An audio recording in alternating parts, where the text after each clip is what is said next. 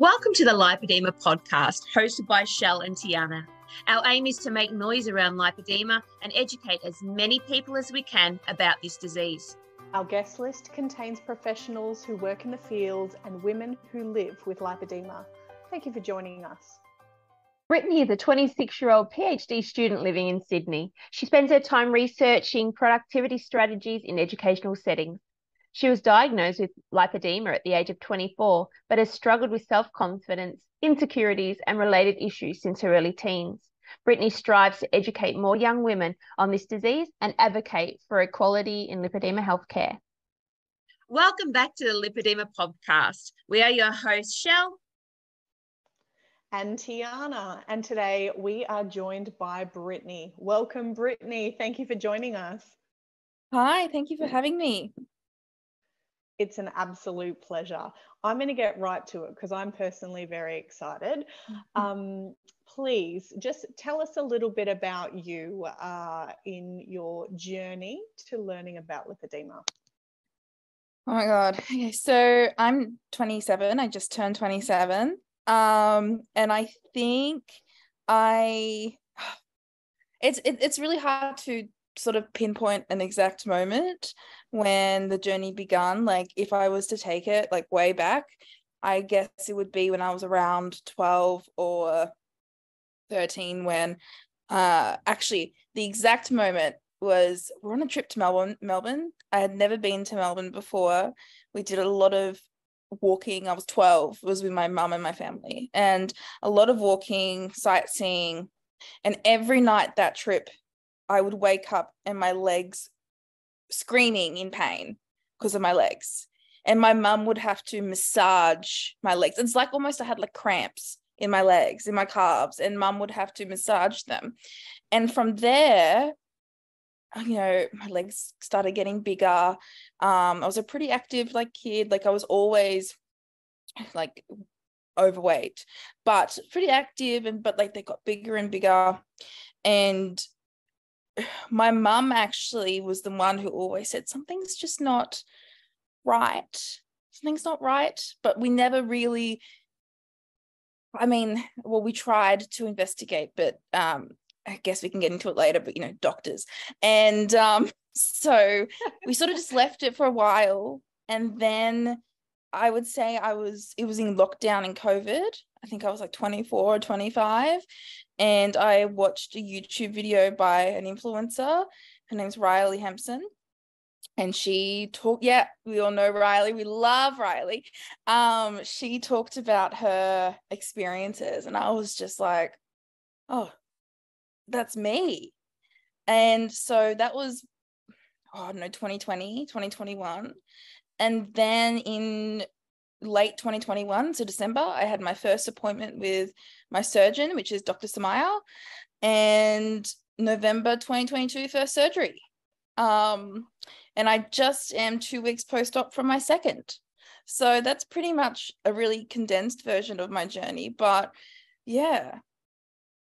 Oh, the power of social media, hey? I know. Coming to learn about what lipedema is.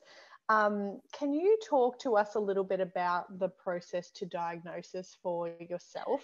Because it seems like from, it's been since you were 12 years old thinking, what is this pain? And then you mentioned that, you tried to seek some advice from doctors. But once you finally found out the word lipedema, how did you go about getting your diagnosis? Yeah, so I should have said this at the start, but I just want to also sort of caveat this by my experience, I think, has been quite fortunate. And I know that for a lot of people and a lot of women with lipedema, that it's been not as fortunate in terms of, being able to have surgery, being able to do things. So I just wanted to say that first. But when I found out the word, and I had heard the word before I watched Riley's video, and it was something that sporadically in the middle of the night when I couldn't sleep, I was Googling, would come up, but it wasn't until then that I took it seriously. I went to a doctor and I was for something different. I think I had like a really bad migraine or something. And I was in the process of finding a new GP because my really good one that I had left. And so I went to this doctor and I said, I think I have lipedema. I've recently researched it, and I like, you know, I'm also like a researcher. That's my job. So like when I research, like I research.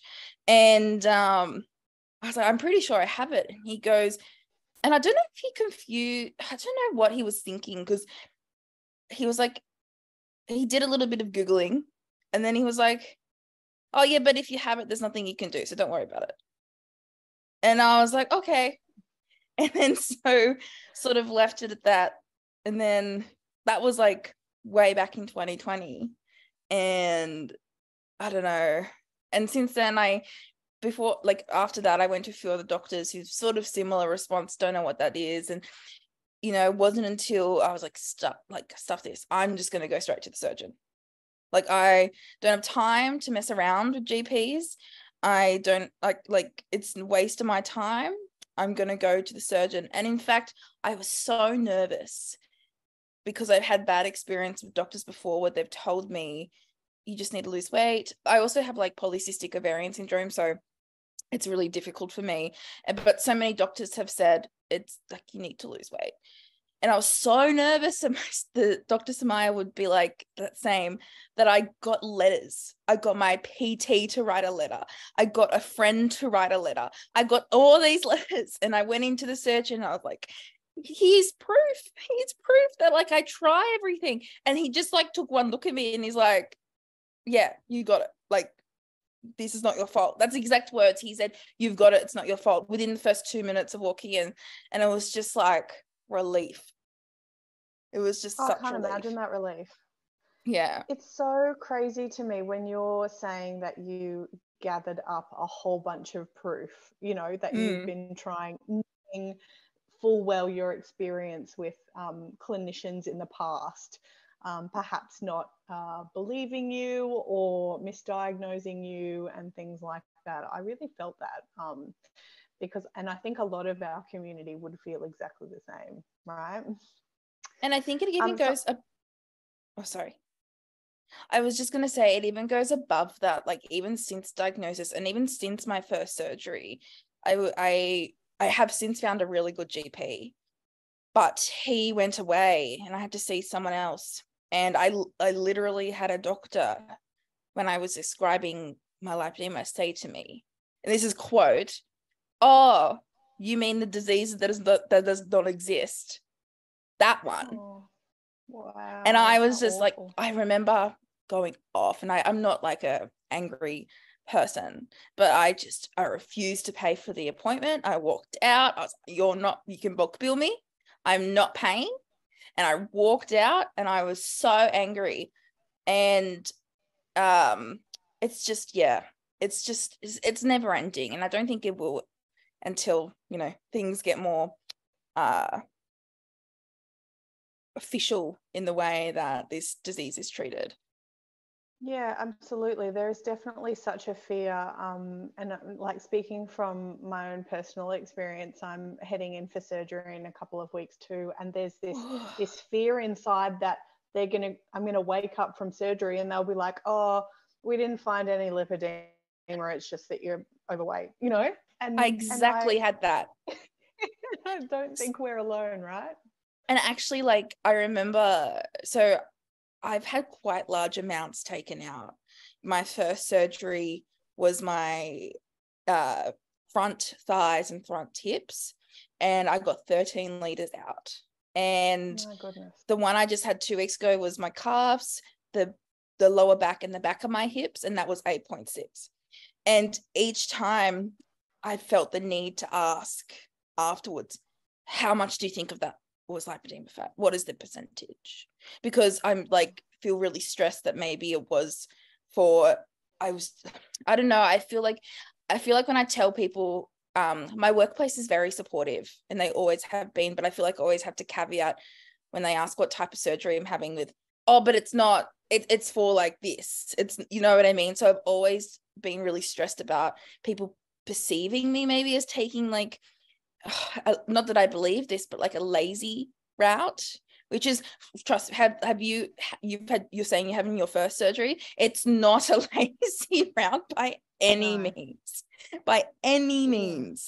So yeah, I understand where you're coming from. When I'm explaining what's happening to people, I call it lipedema extraction surgery. I do not call it liposuction. That's a good idea. I've never used the term liposuction, but people may ask, so what do they do? How do they do it? And I'm like, it's a similar process to liposuction. However, they use some methods to break up the fibrosis or some, I don't know, I waffle about some crap, but I never use the word liposuction unless I'm trying to explain what the procedure is like, because I'm defending it in my own head and to the community of people who are genuinely curious and most of the time supportive, but I'm guarding that because of most of our experience with people thinking it's cosmetic. That is you must feel like a different person after those 2 surgeries already. Yeah, so the first one was like 8 months ago, so it was in November, and it was intense. I completely random developed like a wound, not even on the excision, oh my god, I can't even say that word, not even at the like wound, like the incision sites, somewhere completely different, and that took me a while to sort of get over and recover. And, I'm still a bit even swollen from that first surgery because it takes a while to come down. But this one has been a little bit easier in terms of walking around, and, it is quite an emotional, you get all the like the post-op instructions and they say, be prepared, like day 3 to 5, you'll get emotional. And I was like, oh, I'm just gonna get emotional. You do. My poor family. Like, I don't live with I live out of town. My family live in a different town, and my mum came up both times for 2 weeks, which, by the way, like, great support from family. Like, it takes a village. Like, in order for my mum to come down, everyone else has to get in line at home, and I'm forever grateful. But I would just cry. I'll just sit on the toilet and cry, and I don't know why, but like, it's very emotional. But yeah, I don't even know what the question was, if there was a question. I actually can't remember either. So let's move on. I just wanted to say, just to acknowledge that the average age of diagnosis is actually 48.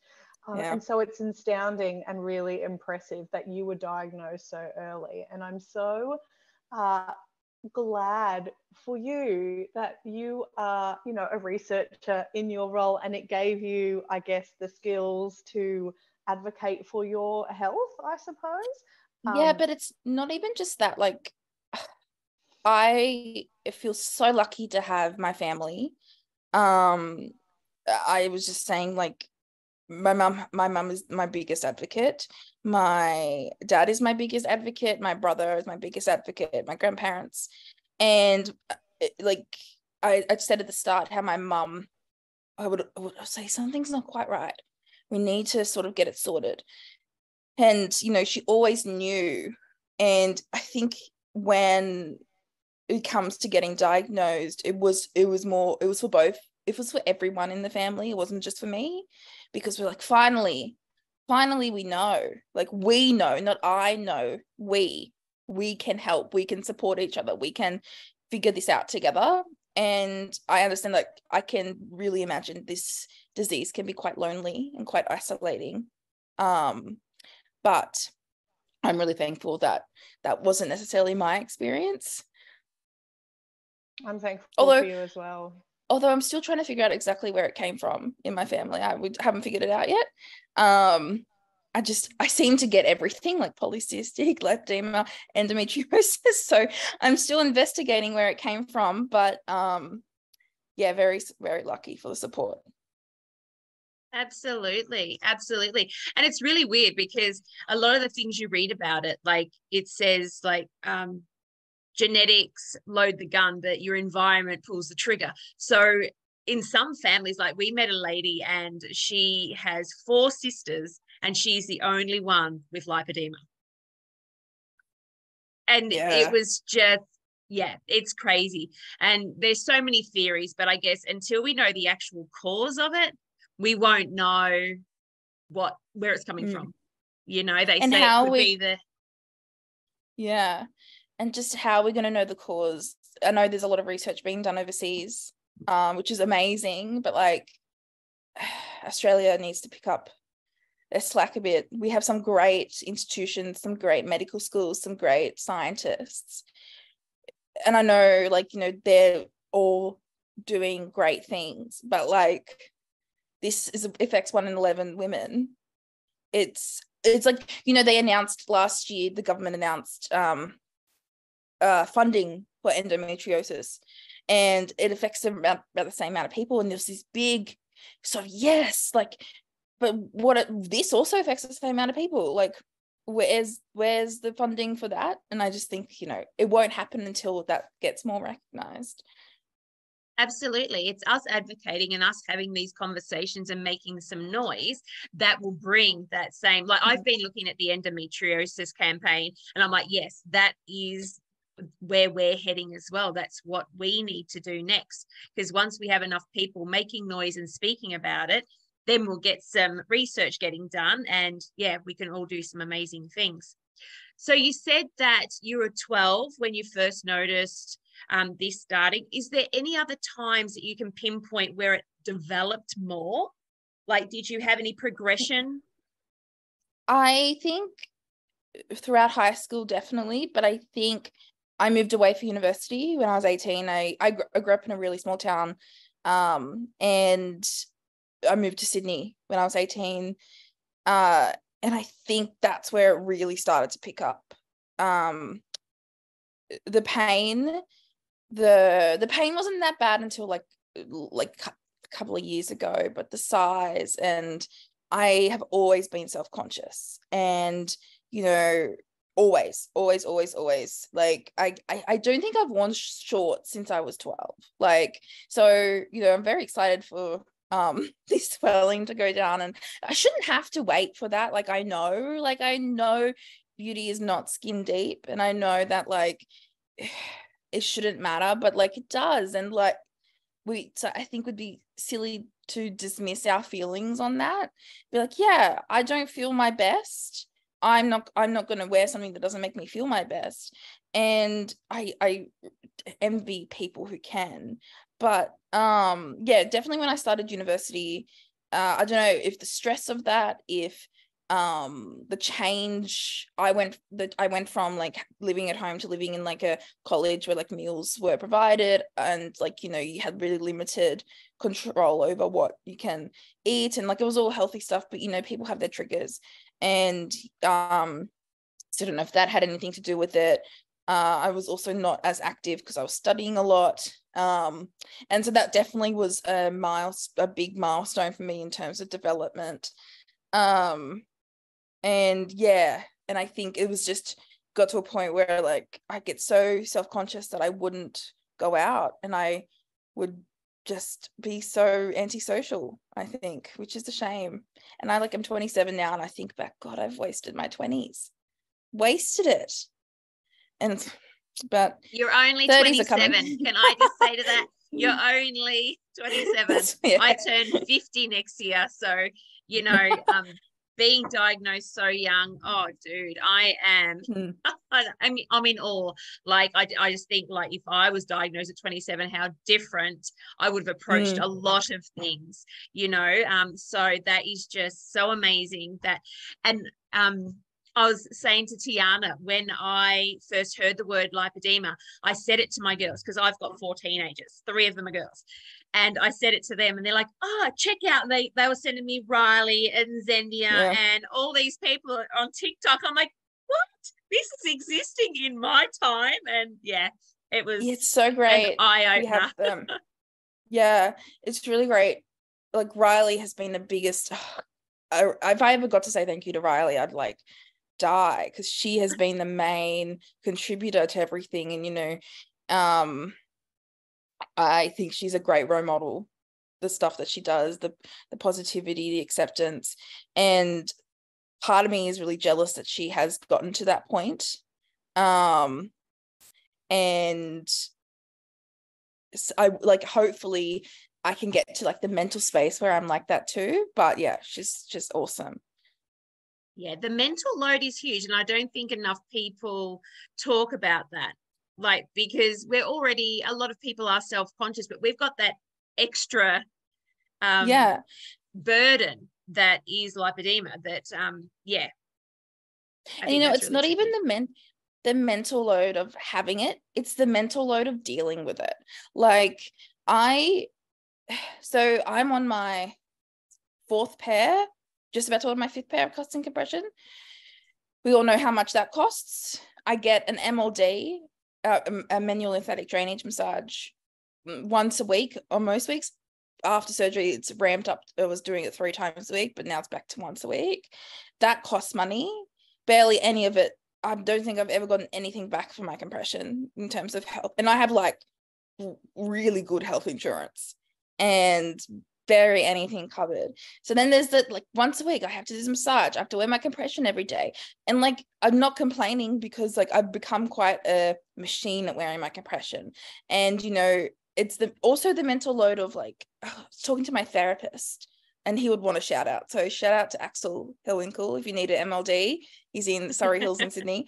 But he keeps saying, why don't you try a bright pink compression? Why don't you try orange? And I'm like, love that people can like be proud of their compression. But for me, it's about hiding it.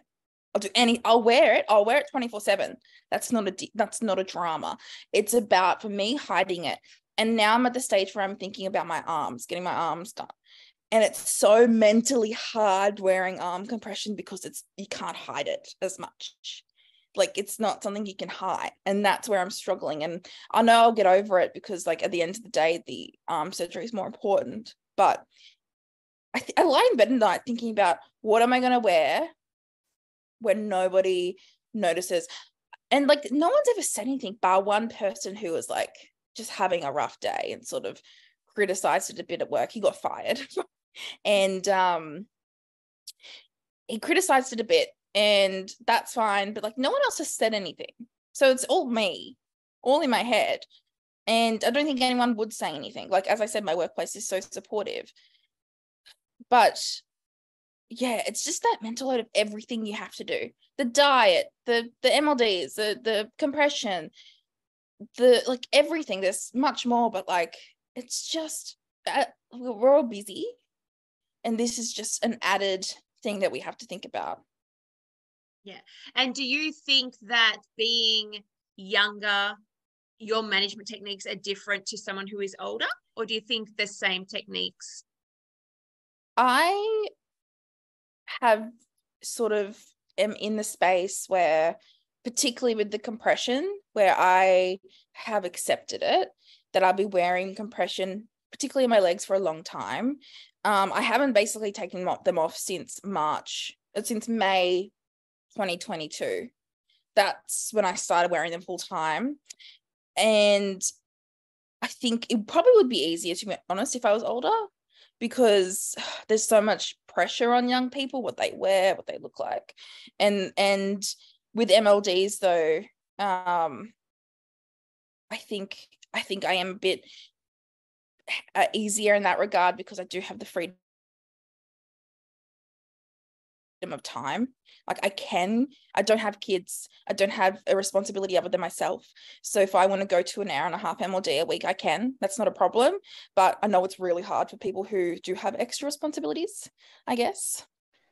I just wanted to touch on your comment about hiding your compression. And personally, as a compression wearer and advocate of compression, I completely agree.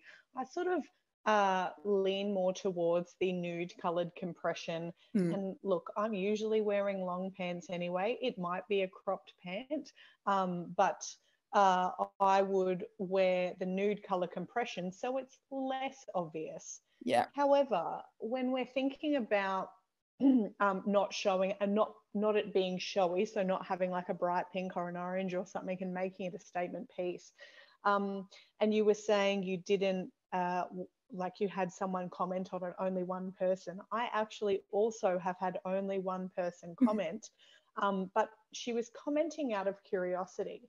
And I thought, what a great opportunity to talk to them about what this is. So then maybe they'll have knowledge of it. So I use it as a bit of an advocacy piece, but I definitely do err on the side of hiding it or not making it a statement piece.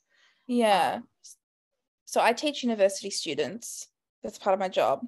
And I remember it was the end of the semester and we spent 13 weeks at a time with these students. And one student said something along the lines of, how are your burns going? And I was like, my burns? What burns? And like, you're wearing compression. Like, you must have burns. And so this whole time, and I've known this student for a couple of years, she thought that I must have been in an accident where I was burnt, which is very, like maybe if I didn't know about it, I would have thought that too. But I did take that as an opportunity to educate her and to say, oh no, I wear compression because I have this thing called lipedema. And she was like really interested in it. And she was like, oh, and then she came back the next week and was like, I actually think my mum has this. And I was like, oh, well, here's some resources. Here's some, things you can look at, Facebook group you can join. So yeah, it does. I think if those opportunities strike, we should grab it while we can, but it's really hard to pick the people who are going to take it because you never know. Like it's a risk. Like some people, like you don't want to be judged, but at the same time, you don't want to be sort of like keeping quiet from it if it could help people. Absolutely. You have to be vulnerable yourself to start advocating, like because you don't know which way it's going to go, like because there are some not understanding people out there and you don't want to take on their crappy remarks if they're going to make some. So going back to all the different things that you are doing to manage your lipedema, what do you think is the best technique, the best thing that you've done besides surgery, like talking conservative management techniques? So it's a combination of the MLDs and compression. I think it was like last year, or maybe it was early this year, I accidentally ripped a hole in my compression and I had to take them off. I couldn't wear them for a day because I had to get fixed.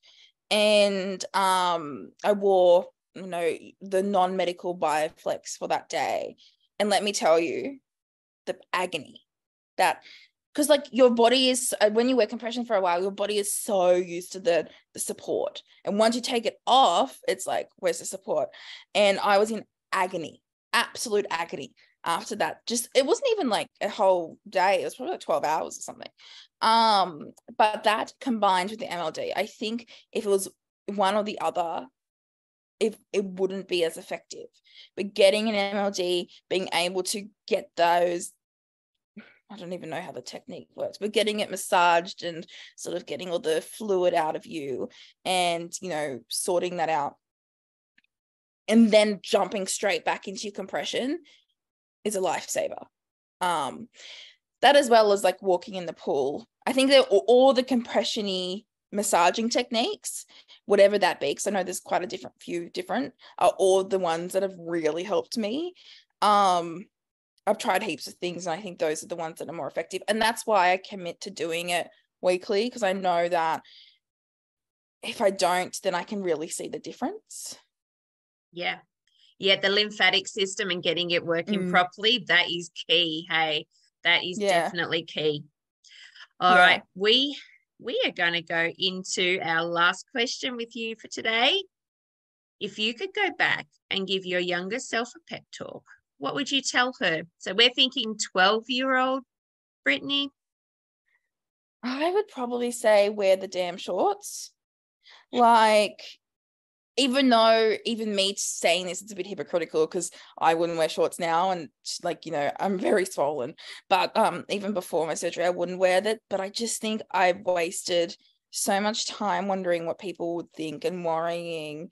And, I think I look at my group of friends and I have really solid friendships. And I think every single one of them, they're so beautiful. And I think, oh, they're stunning. They're gorgeous. She has a great smile. She's beautiful. But I never would have thought that about myself. And I don't know why. And I just wish that like I, and I had so many people around me. Like my grandma would say every day, "You're so beautiful." My grandpa, my mum would all tell me. And then I just wouldn't feel it. So if I could go back and give myself a pep talk, I'd be like, do what makes you happy, wear what makes you happy. And you know what? That might not involve shorts. That might, some days you might want to not do that. But like, don't let what you think other people perceive you as stop you from doing what you want and living your life. There's so many times that I like on holidays and my whole family would be in the pool and I would just refuse. I just flat out refuse. I don't want to get my hair wet. I don't want to like, and I just would sit by the pool and watch my dad, my mum and my brother play, and I'll just stay. And I think it's such a shame. I look back now, I'm like, those core memories I'll never get back. And I just was like, oh, should have just done it. Yeah, so that's probably the pep talk I would have given myself. Yeah, that's a good one. Being a spectator in our own lives is just, yeah, that's a big regret for a lot of us, I think, that that's held us back. And I think the thing is, and it's not even we have to be confident in our bodies. We don't even have to hope for confidence, just acceptance and just knowing that it doesn't matter. It doesn't matter what we look like. No one else is looking at us. It's all in our heads. It's all everyone's too self-absorbed. Yep. They're too worried. Maybe they've got a freckle they don't like, or there's something. Everyone has something that they're just not too sure about. And here we are missing out on in the pool with family and beach holidays. Yeah, for sure.